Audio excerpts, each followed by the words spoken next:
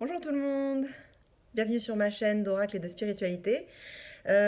Aujourd'hui donc c'est une vidéo sur le shadow work, donc le processus d'individuation, de réintégration de nos parties non intégrées. Voilà, donc pour ceux qui ne me connaissent pas, je m'appelle Gaëlle, je suis un guide de vie et un enseignant spirituel et j'aide les personnes en quête de sens à trouver leur chemin vers une vie plus consciente et plus heureuse. Donc aujourd'hui, on va parler de shadow work. On m'a souvent demandé ce que c'était. Je connais pas le terme en français, mais c'est la réintégration des ombres. Euh, En fait, si vous connaissez Carl Jung et son processus d'individuation, vous savez que vous avez votre partie identifiée, votre vous auquel vous vous référez quand vous dites je. Il y a d'autres parties en fait de nous qu'on ne reconnaît pas nécessairement comme faisant partie de nous. Ce sont des parties de nous qu'on a mises de côté ou qu'on accepte, enfin qu'on ne voit pas, dont on n'a pas conscience en fait. Donc on ne s'identifie pas à ces parties de nous. On va pas dire nous quand on parle de ces parties-là. On va dire euh, que c'est pas nous, que c'est les autres. Les autres sont comme ci comme ça. Moi je ne suis pas comme ça. Et généralement, c'est parti de nous auxquelles on ne s'identifie pas, nous sont mises en lumière dans des situations de la vie quotidienne. Euh, Généralement, quand il y a des émotions fortes, par exemple, je sais pas, votre sœur, votre mère, votre père, un collègue de travail, push your red buttons, c'est-à-dire qu'il pète le système, quoi, tape sur les nerfs. Et donc, grosse émotion de colère, ça peut être de blessure, enfin on se sent blessé, on se sent victimisé, ou une grosse honte qui monte. Enfin, en tout cas, dès qu'il y a des grosses émotions comme ça, c'est l'indication. Ah, là, au fait, petite parenthèse, je ne suis pas dans mon environnement habituel, comme vous pouvez le constater, je suis en Allemagne. Voilà, donc c'est pour ça que j'ai pas les mêmes settings autour de moi. Voilà, mais bon, bref, ça c'était une petite parenthèse. Je suis à Munich pour cette semaine, donc voilà. Je ferme la parenthèse.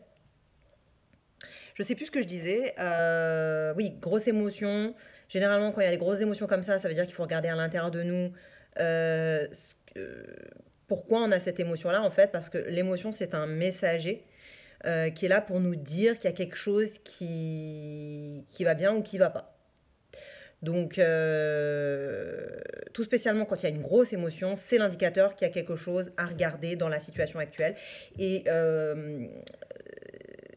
c'est à l'intérieur de nous qu'il faut regarder. Ça ne sert à rien de pointer du doigt l'extérieur, parce que l'extérieur est toujours une réflexion, un miroir parfait de notre monde intérieur. Donc, quand il y a une grosse émotion comme ça, c'est l'indicateur qu'il faut regarder en nous et mettre la lumière en nous, c'est-à-dire voir ce qu'on ne voit pas. Donc généralement, c'est une partie de nous qui se rebelle ou qui essaye de se mettre en lumière, qui essaye de nous faire passer un message, qui essaye de nous dire quelque chose. Et donc comme ça, qui va générer des grosses émotions. Donc par exemple, je sais pas, bon, prenons un exemple, votre sœur vous tape sur les nerfs, toujours pour les mêmes histoires, les mêmes choses. Et la résultante, c'est grosse colère, injustice. Voilà, vous vous sentez un peu victimisé. Vous avez l'impression que cette personne, enfin, votre sœur, vous attaque et vous trouvez ça super injuste, ce qu'elle vous dit, par exemple. Donc, cette émotion-là, ce sentiment-là, il est là pour dire attention. Moi, je m'appelle Gaëlle, donc je vais le dire, je vais parler comme si c'était moi qui étais dans la situation. Donc, attention, Gaëlle, là, il y a l'alarme. pour dire que il y a quelque chose en toi, Gaël, qu'il faut regarder. Il y a une partie de toi qui a besoin d'être mise en lumière, qui tire la sonnette d'alarme. Donc il y a une partie de toi qui ressent une injustice et une autre partie de toi qui est du coup le bourreau. Donc ça se manifeste comment? Ça se manifeste que dans une situation externe, il va y avoir ma sœur qui est le bourreau et moi qui suis la victime. Mais en réalité, le bourreau et la victime, les deux sont à l'intérieur de moi. Et peut-être que je m'identifie consciemment à la victime, mais je ne vais pas m'identifier au bourreau, par exemple. Et justement, là, donc là, ça veut dire qu'il y a un conflit, en réalité, qui est à l'intérieur de moi. Donc, comment faire dans une situation comme ça? En fait, faut faire son shadow work. Donc, c'est-à-dire que déjà, il faut reconnaître, première chose, que cette partie de moi, que ce bourreau extérieur, dans l'exemple qu'on donnait, il fait aussi partie de moi. Et que c'est pas juste à l'extérieur de moi, que c'est pas juste ma sœur, que ma sœur c'est juste un miroir de cette partie de moi que je ne reconnais pas, que je me vois pas comme un bourreau. Mais en fait, moi aussi je suis un bourreau. Donc, voir que j'ai ça en moi, que c'est aussi une partie de moi. Donc ça, c'est la première étape de prendre conscience. C'est vraiment une étape très, très, très, très importante, en fait. Donc, ça veut dire que même si vous êtes dans une situation et que c'est seulement après coup que vous vous rendez compte que, euh, il s'est passé ça, je me suis mise en colère, Ça sert à rien de se dire, j'aurais pas dû me mettre en colère, ou nanana, j'aurais dû faire ça. Non. Même si c'est passé, euh, bah, euh, c'est maintenant que vous pouvez faire le travail de prise de conscience et vous rendre compte que, mais en fait, j'ai ressenti une grosse colère, donc ça veut dire qu'il y a quelque chose en moi à regarder. Donc je regarde. Alors, j'ai oublié de dire quelque chose. Quand la situation arrive et qu'il y a la grosse émotion, grosse colère, ou peu importe l'émotion, là j'ai pris cet exemple-là de la colère, mais ça peut être n'importe quoi d'autre.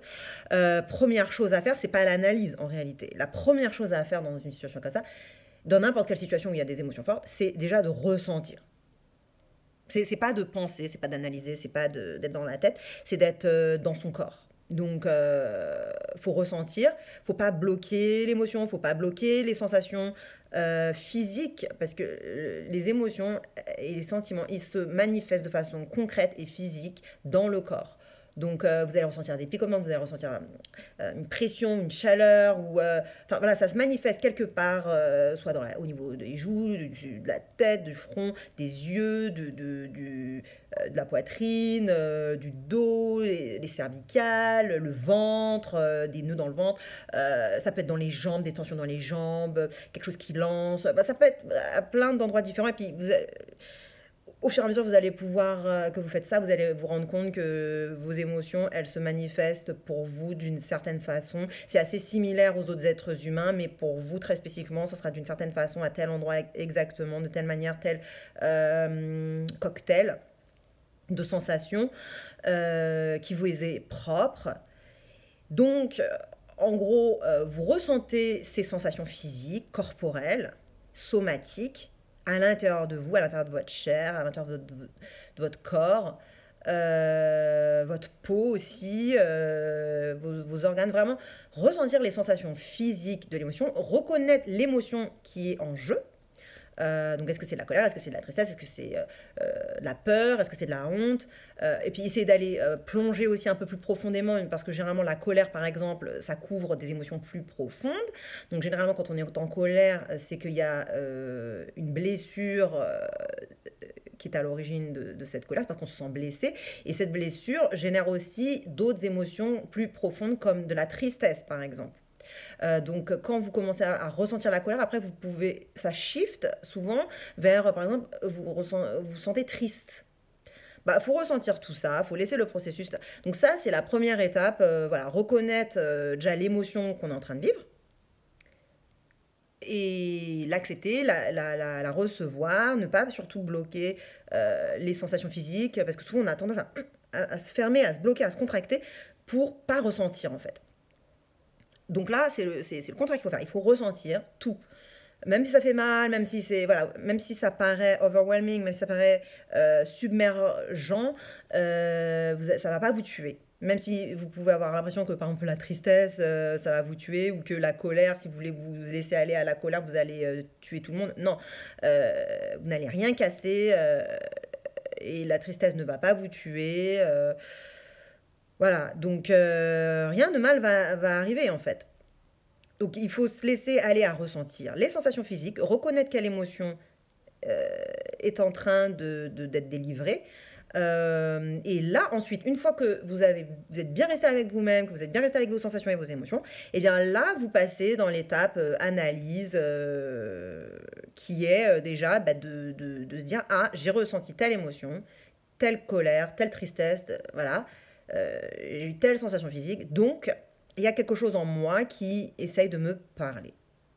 Donc, je reconnais que cette situation extérieure est en fait une réflexion d'une situation intérieure à moi.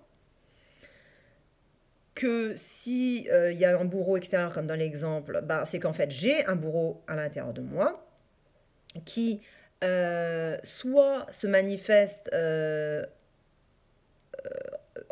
envers moi-même, c'est-à-dire que je suis un bourreau envers moi-même, soit que je suis un bourreau envers les autres. C'est-à-dire que peut-être qu'avec ma sœur, même si je la considère comme elle comme un bourreau, peut-être que en fait je suis un bourreau aussi envers elle, et peut-être que elle aussi c'est une victime d'une certaine façon.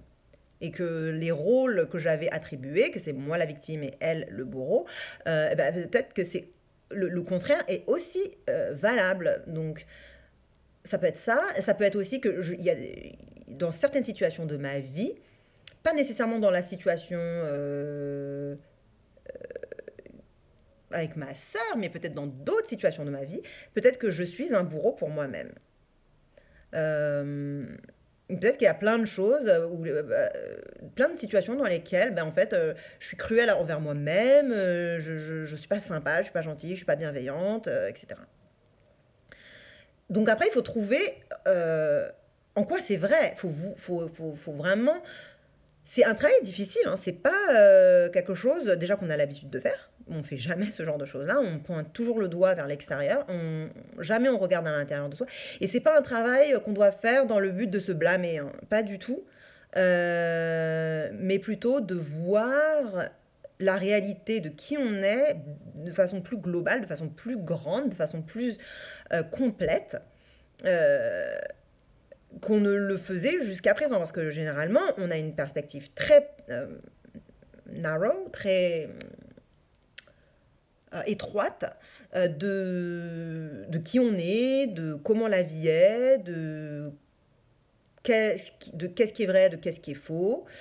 Voilà, donc justement, ces émotions-là, ces situations extérieures-là, sont là pour qu'on fasse ce travail de mise en lumière de plusieurs facettes de la réalité. La réalité n'est pas juste celle qu'on avait dit que c'était ou celle qu'on croyait que c'était.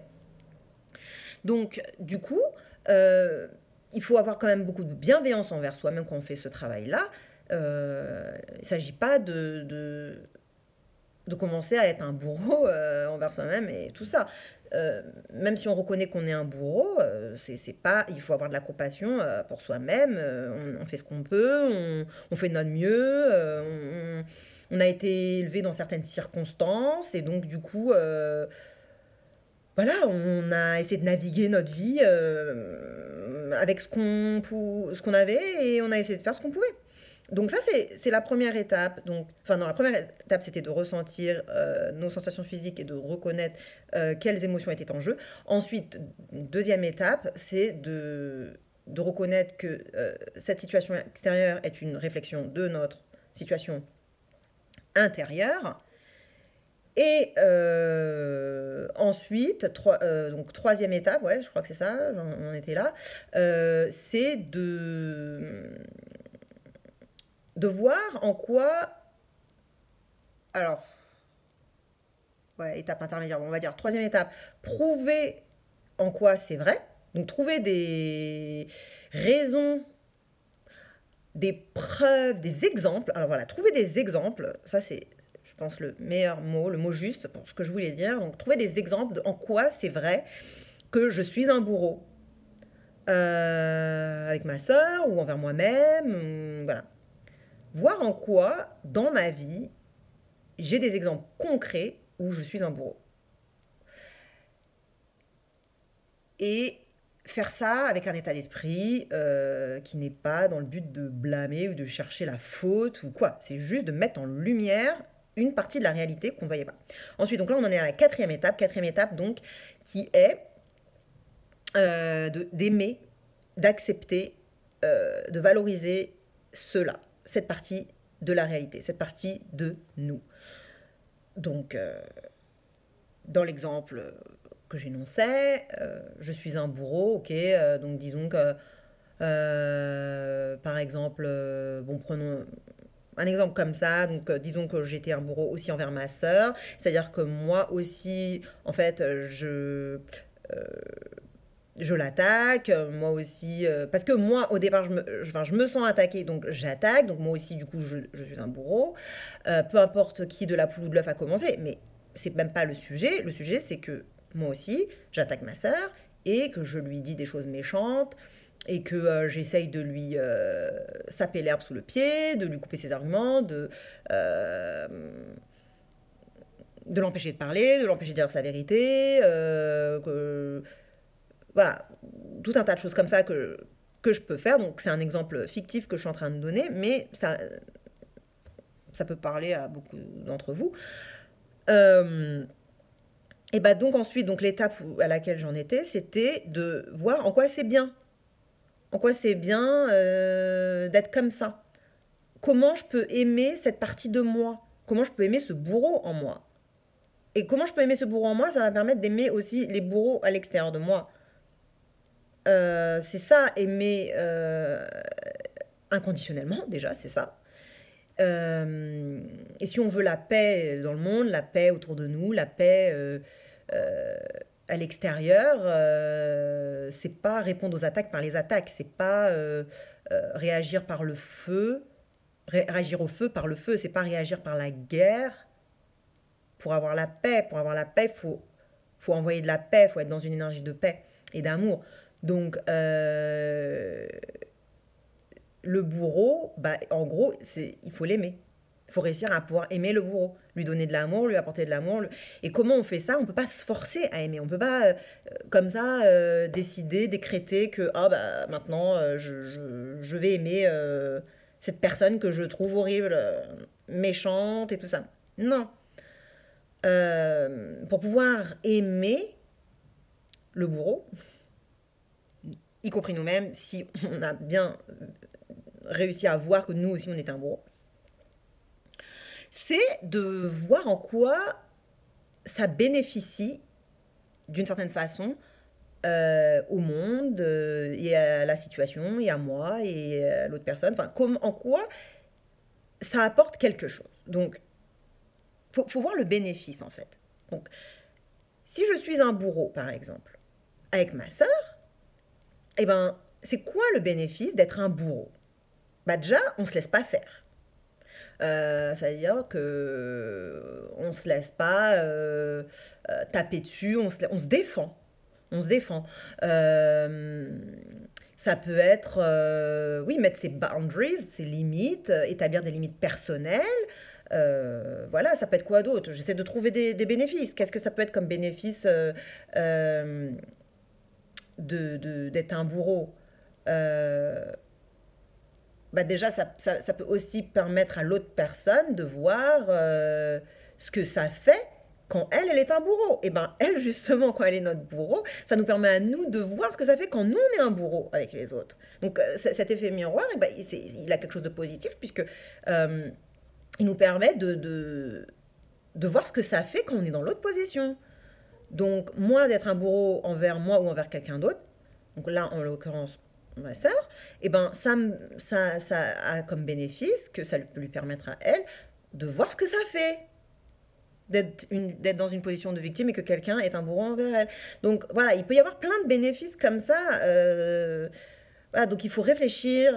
Voilà, il faut, des fois, les réponses ne viennent pas tout de suite. Il faut laisser un peu décanter, hein. La créativité, ça vient jamais d'un coup comme ça.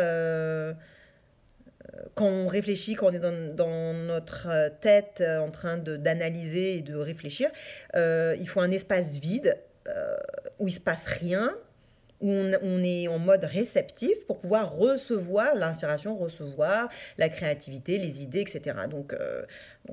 Là, quand vous faites ce travail-là, peut-être que les réponses ne viennent pas toutes tout de suite. Peut-être que ce sera quand vous serez en train de faire la vaisselle, que tout d'un coup, vous serez en train de penser à complètement autre chose, à rien d'ailleurs, et boum, vous avez une idée de comment, quel est le bénéfice euh, de, de, de cette situation. Voilà, donc une fois que vous avez trouvé des bénéfices, bah, ça vous permet de voir, ah ben en fait, c'est pas si mauvais que ça. Ça vous permet de voir, de pouvoir juger la chose comme étant bonne au lieu de mauvaise. Parce que tant que vous jugez la chose comme mauvaise, bah, en fait, c'est du rejet, ce n'est pas de l'amour. Donc, c'est seulement quand vous trouvez que c'est bien, que c'est une bonne chose, que là, vous pouvez aimer cette chose-là. C'est naturel, en fait. Quand vous voyez que c'est bien, que c'est bon, bah, en fait, vous aimez la chose. Et du coup, ben, en fait, quand vous êtes arrivé à ce point-là, et ben, ça se transmute, en fait. C'est-à-dire que l'énergie négative se transmute en énergie positive. Euh, et ben, c'est là que vous arrivez à apporter de la paix, là où il y a la guerre. C'est là que vous pouvez amener de l'amour, là où il y a de la peur et de la haine. Et c'est comme ça que vous pouvez vraiment régler les conflits intérieurs, parce que là, on parlait notamment de shadow work. C'est ça le shadow work, en fait. C'est ce travail intérieur de réintégration. Lorsque vous avez atteint cet amour pour cette chose que vous aviez rejetée ou que vous n'acceptiez pas, que vous trouviez qui était mauvaise, eh bien, vous vous réconciliez avec vous-même. En fait, cette partie de vous va se réconcilier, va se réintégrer dans votre vous. Parce que déjà, vous aurez une vision plus large de qui vous êtes et pas seulement une vision très fermée et très étroite de qui vous êtes. Ça sera déjà beaucoup plus grand parce que vous êtes plus que votre ego, vous êtes plus que le personnage que vous pensez que vous êtes plus que la personne à laquelle vous êtes identifié. Donc, ça va vous faire voir la réalité telle qu'elle est. Et en plus, ça va vous permettre de transmuter les énergies intérieures que vous avez négatives en positives.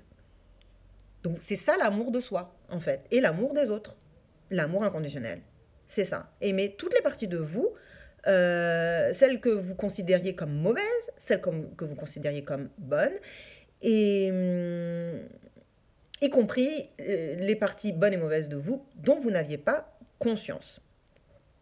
Parce que ça peut être aussi des parties de vous dont vous n'aviez pas conscience, mais que vous considérez comme étant des choses positives.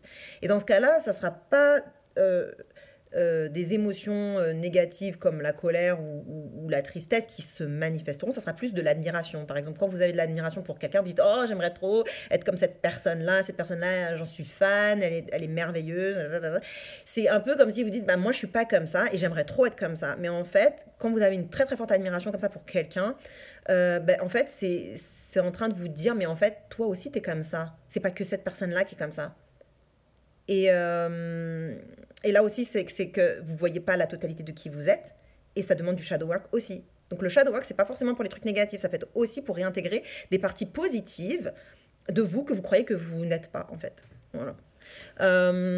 Voilà, je crois que j'ai tout dit sur le shadow work. Si jamais j'ai oublié d'autres choses, bah, je referai une autre vidéo. En plus, là, ça fait 24 minutes que je parle. Je ne sais pas comment je peux avoir tout ça à dire sur shadow work, mais voilà. J'espère que ça va en aider beaucoup. Likez la vidéo si vous l'avez aimée. Partagez avec d'autres personnes qui auraient besoin de shadow work ou qui s'intéressent à toutes ces questions-là.